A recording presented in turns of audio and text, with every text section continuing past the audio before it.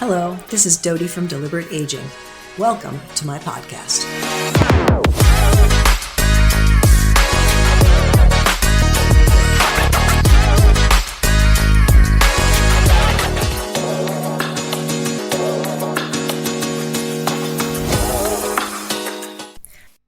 So Claire, tell us a little bit about yourself, including your age, if you're comfortable telling us that.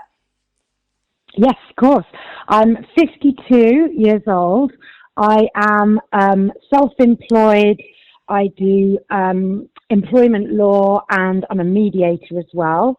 I am the mum of two grown-up girls, both of whom have flown the nest now. And I live in a small town in the south of England with my husband John and our 9-year-old spaniel. Okay. All right. So I know a couple things about you that you didn't just mention, and that is that you're very active. So tell us about your exercise life.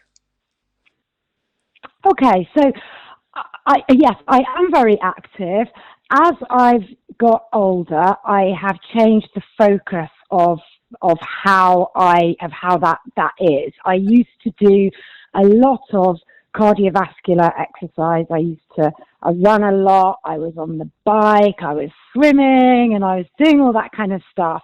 But in the last, I'd say, 8 or 9 years, I've moved my focus to much more weight-based training and stretching, yoga and Pilates type classes. Because, well, a number of reasons. Firstly, I'm not as fit and young as I was, but more importantly, I want to try and keep my body strong and healthy and as flexible as I can be as I get older. So I still do some of the cardiovascular stuff, but I do a lot less of it. I hike a lot now. So I've got a dog, so I go out, I walk her at the weekends. John and I do quite a lot of walking. We walk at quite a good pace, so we're getting our cardiovascular exercise in, but there's all those other benefits of being outside as well. So I feel like I've definitely shifted in the way that I'm active now, but I'm just as active as I was before. Okay. If that makes sense. Yeah, it does. So I remember one significant thing that you did was that you ran the New York City Marathon. I did. I did that in 2011, and it was part of my celebrations for turning 40. I turned 40 in 2012, and I had run London Marathon 3 years before. I really wanted to run New York. I was so excited to run New York. I read a book called A Race Like No Other, which is all about the New York Marathon, and it tells you the history, and it talks you through how it was set up and the boroughs that you run through. And I spent probably 7 or 8 months really preparing to run that race. I followed a plan. I followed the same plan that I'd done for the London Marathon, which was a plan called Run Less, Run Faster. And it really worked for me because it was only 3 runs a week. And I've never been somebody today that can run every day. So 3 runs a week was ideal. There was 1 long run, 1 shorter tempo run, and one that had speed work in it. And on top of that, you had to do 2 other kind of high intensity sessions that were not running. So I would do a spin class and I would do a pool workout, but it was quite a hard pool workout. And that worked really well for me because it meant I didn't overtrain and I didn't get disillusioned with it. You know, I think it's difficult sometimes if you start, well, for me, I think if I start doing repetitive exercise day in, day out, I can become a bit less motivated. So this was great to keep me motivated. That's really interesting. And one thing I want to touch upon that you just said is that you celebrated your birthday by running the New York City Marathon, whereas most people would go out and have birthday cake and a nice dinner and a bottle of champagne or something. I think I did that as well. But I wanted to do something. I wanted to mark the occasion, and And that was just what I chose. And it's an amazing race, New York. You run through all of the boroughs. The people are everywhere. You know, there are people lining the streets from the start of the race until the end. And it was a wonderful, wonderful atmosphere. Okay. So I noticed from your Facebook page, you recently did something, a 50-kilometer event that I had to translate for myself, and that's about over 30 miles. Was that a Mm. walk event? Yes, that was a walk. I don't run now. I was doing a walk, and it was part of preparation for a trip I'm doing to Everest Base Camp in October. And as part of that, me and the people that I'm going to go with decided to do this long walk. And it was over the Easter weekend, and it was, 50K. So I think it was 32 miles in two loops. So you did 25K out, and then you ended up back at the base, and then you did 25K again. And it was great. It was a really well organized event, but I don't think I'll be repeating that one anytime soon. It's too far. It's too far. But as a one-off, that's fine. That's fine. It's good to do. It was a great event. It was great kind of camaraderie. Yeah. So you're very active still, even though you've changed what you're Yes. doing. But what else do you do for your Yes. health? Like, for example, what do you eat? Okay. So I have been doing intermittent fasting for about 5 years, I would say, and I love that. It really works for me. I've found that if I fast for certain periods of time, I'm much more productive. I exercise better. I just feel better. I feel I'm clearer in my head as well. So that works really well for me.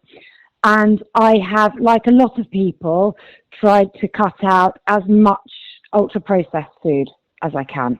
So I make most of my food from scratch, and I've learned over the years what works better for me and what doesn't work so well for me. So I follow a diet. I'm certainly not carb-free, not at all, but I don't have too much in the way of carbs, just because my body just doesn't process them so well. So as I've got older, and I've realized, and I love food, I really do love food, but I've realized that now I need a lot less in terms of quantity than I did 10 years ago, than I did 20 years ago. So I try now to focus on the foods that are high nutritional value, the foods that I enjoy, because I can't get away with eating as much as I used to. Okay. So how about stress relief? Do you do anything particularly to reduce your stress? I think for me, walking is probably my biggest stress reliever. I love walking. I quite often listen to a podcast whilst I'm out walking. It's a real chance for me to be able to switch off.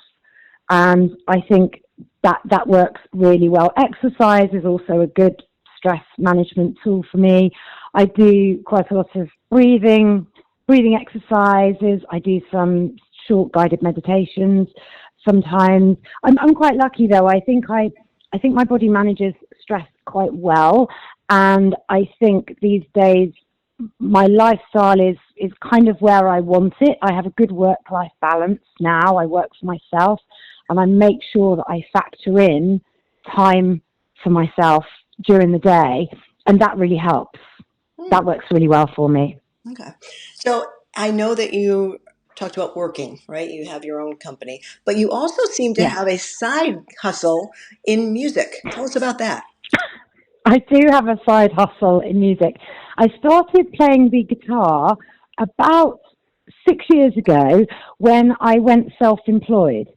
And when I went self-employed, I wanted to make sure that I carved out some time to do something for me so that I wasn't working all the time.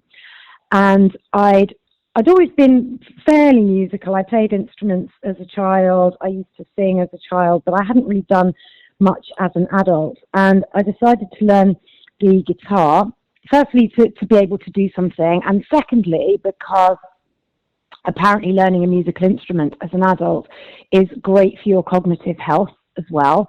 And I can see why, because it's really difficult. Your brain has to work really hard, I think, to learn that skill as an older person. And so I started to play the guitar, and I just found that I really enjoyed it. And then I started to play with two girlfriends of mine who were in a band, and they had lost their singer and guitarist. So they said to me, "You can come and join us, but you're going to have to sing and play the guitar." And that was great for me, actually, because it really gave me a push to learn it. I think had I not had that, I don't know whether I would have carried on or not.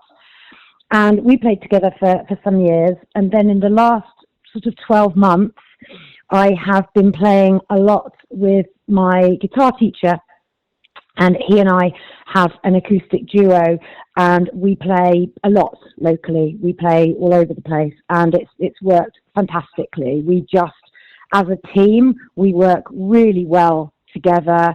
We harmonize well. We just have a great kind of working relationship, and it's been great. So that's something I really enjoy, and I guess you could call it a side hustle now. Yeah, we are really enjoying what we do. Good. So it sounds like, if I calculated this correctly, you only learned to play the guitar at age 46. Yes, Yeah, that's yes, great. Yeah, that's really great. absolutely. Yeah. And it Yeah, sounds and like do you you're, know what they? hmm? Gone. Go ahead. No. I wish I'd I wish I'd learned 20 years earlier. I think it would have been a lot easier. But you didn't shy away from the challenge. That's the thing that's so motivating. You just went in there and did it. You said, I know it's going to be hard, but I want to do this, and I know it's going to be great for my cognitive health. Right? Yes, yes, and I'm quite goal orientated, and I really need to have a purpose, and purpose is a really really important thing to me. My parents both have been fantastic at this all of their lives. My father is nearly 90, and he still has all of these reasons to get out of bed in the morning. He's an artist. He paints. He writes articles for local publications. He gives talks. He's fantastic, and I've always grown up with that that kind of grounding whereby you have to have a purpose in your life. You need to have things that make you want to go out and learn, or go out and deliver things. And I think for me, learning guitar was an extra purpose, because my children were getting older. You become less needed, I think, in some ways, less needed on a day-to-day level. I think probably more emotionally needed, but on a practical level, your children need you less. And I wanted to have something else that gave me a purpose, and music has definitely been it. That's very interesting, because that is a key marker of longevity, is people that have a purpose or a reason to get out of bed with excitement and enthusiasm every day tend to live longer. Yes, I'm not surprised at all to hear that. Hmm. I'm really not. And so you said music was your purpose. Is there anything else? What would you say? What gets you out of bed in the morning, like springing out of bed with enthusiasm? I think it is just having a list in my head of things that I want to achieve, not necessarily just for today or for next week, but my longer term goals. I want to age well. I want to age at all. I think we're very fortunate to be able to have that opportunity to get older. And in order to do that well, there are certain things I have to do. And I think it's those things that get me out of bed in the morning. I need to get up, I need to go to the gym, or I need to go out walking, or I need to, play the guitar. Those sorts of the things are getting me up, because I know they will pay long-term dividends for my health and my well-being. And that's crucial to me. So that leads me into my next question. So a topic that I'm really interested in are the different attitudes towards aging around the world, like cultural differences. So for example, in Okay. Asia, the elderly are revered for their wisdom and their knowledge. And like in Eastern Europe, there's multi-generational households, and that's the norm, so the families can take care of one another. What is it like in the UK? I think now, I think there has been a shift in that, they say 50 is the new 40, 40 is the new 30, and all those sorts of things. I think now there is a far more positive mindset towards aging. People are living a lot longer, and we want to live healthy lives. And I think there definitely has been a shift now. You see, I see at the gym now, I see people who are a lot older who are taking real steps to increase their longevity. I met a couple of weeks ago, I was in the steam room at the gym, and they have a plunge pool. They have, those freezing cold plunge pools.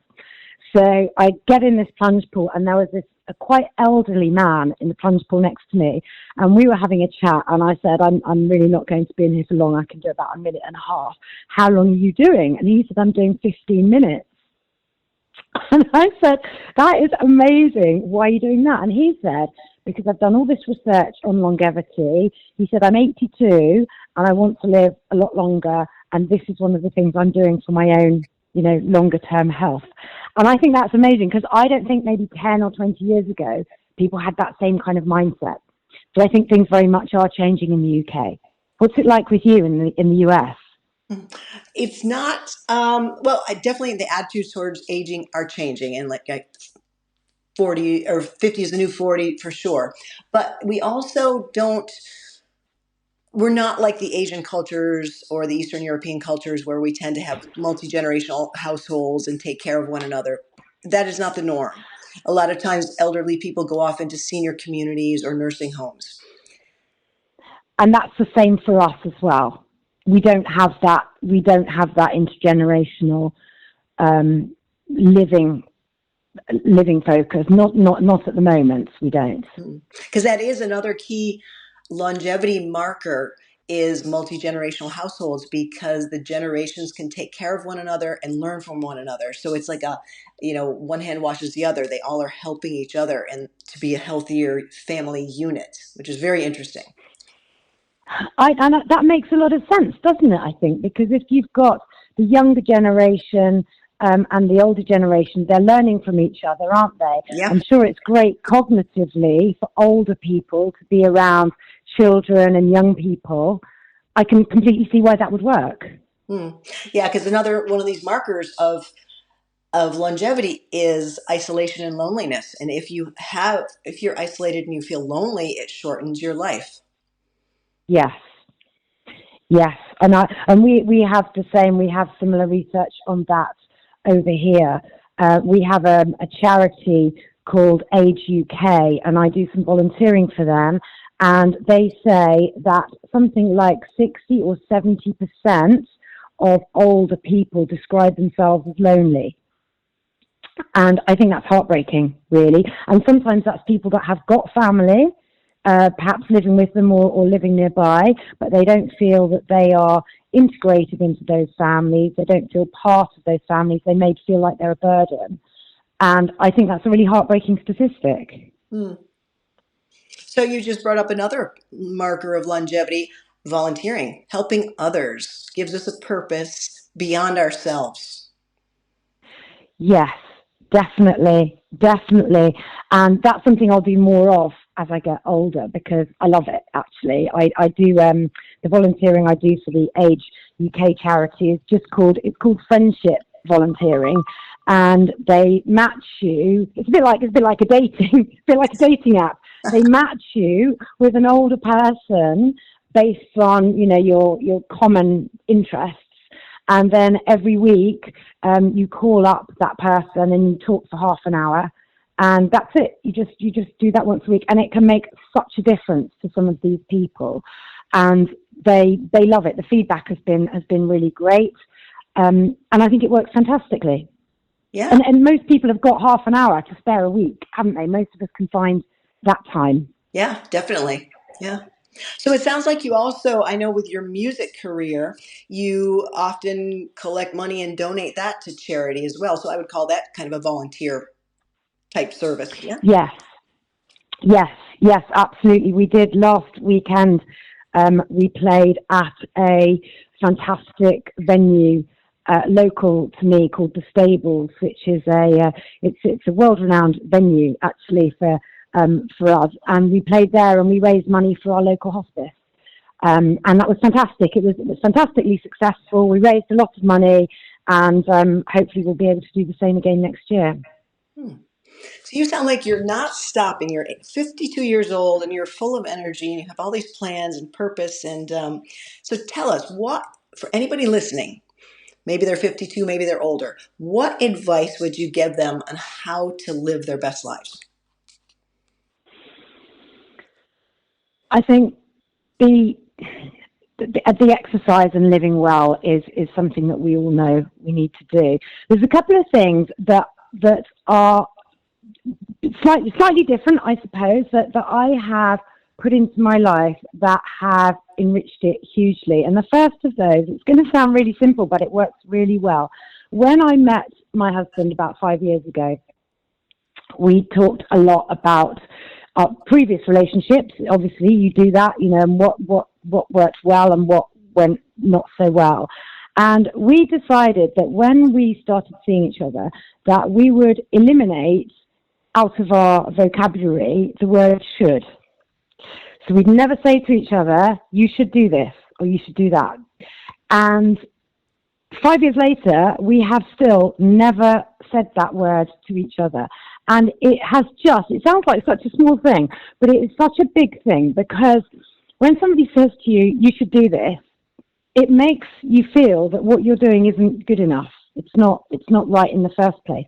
So instead of saying, you should do this, one of us will say to the other, perhaps you could think about giving this a try, or have you considered trying it this way?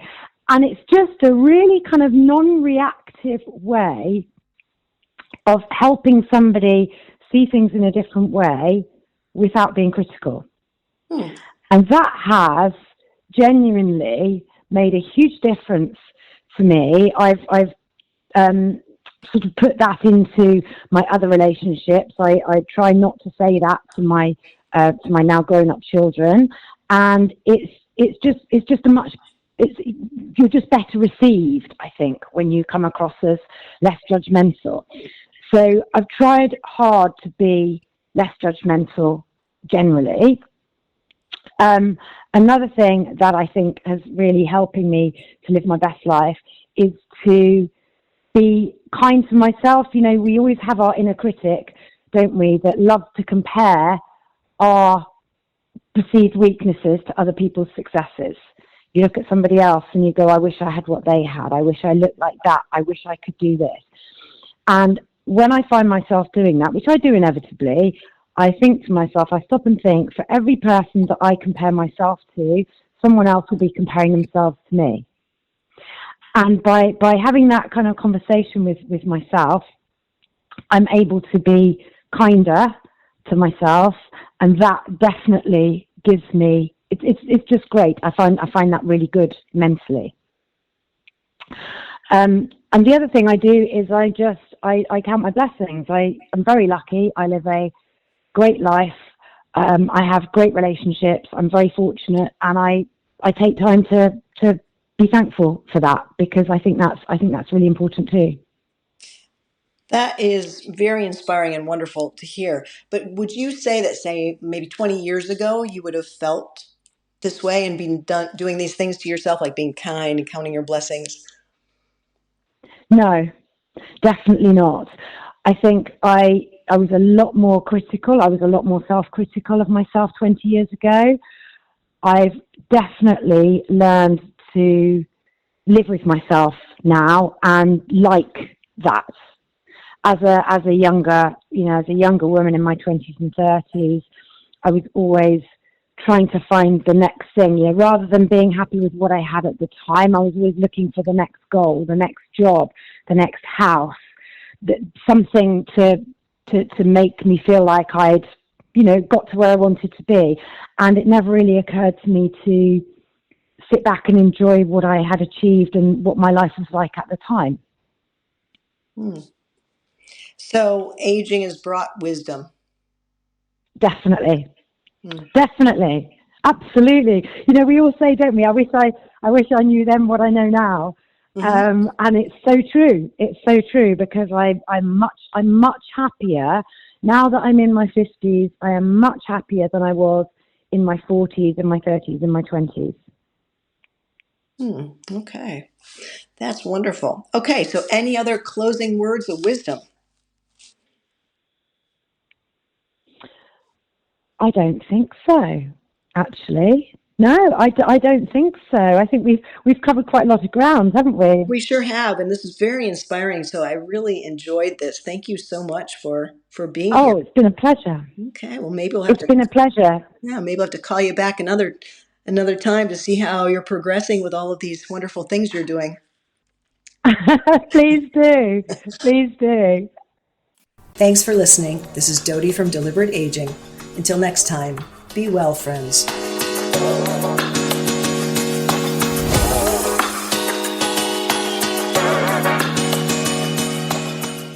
This podcast is presented solely for informational and educational purposes only.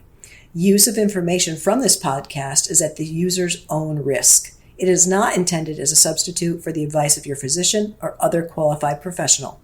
We are not responsible for any losses, damages, or liabilities that may arise from use of this podcast.